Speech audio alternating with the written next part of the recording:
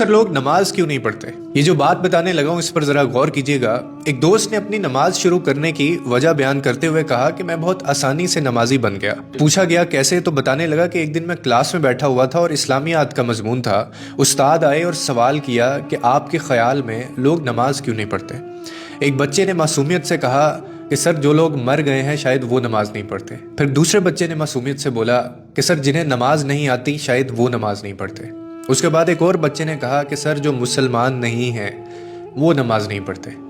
پھر ایک اور طالب علم اٹھا اور کہنے لگا کہ جو لوگ اللہ سے نہیں ڈرتے سر وہ نماز نہیں پڑھتے۔ وہ کہنے لگا میں یہ سب سن رہا تھا کہ اچانک میرے دل میں ایک سوال اٹھا اور میں نے خود سے کہا کہ میں تو زندہ بھی ہوں، مجھے نماز بھی آتی ہے اور میں مسلمان بھی ہوں اور میں اپنے رب سے ڈرتا بھی ہوں، پھر میں کیوں نماز نہیں پڑھتا؟ کہنے لگا میں خود ہی اپنے سامنے کھڑا ہو گیا کیونکہ میرے پاس کوئی جواب نہیں تھا اور مجھے خود سے گھن آ رہی تھی۔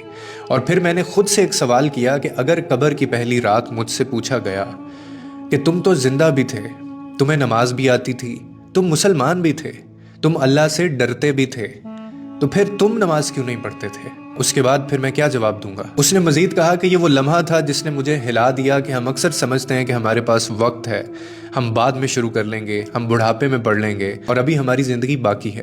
مگر حقیقت یہ ہے کہ موت کسی وقت کا اعلان نہیں کرتی۔ اگر آپ نماز نہیں پڑھتے تو آپ اندر سے خالی ہو چکے ہیں۔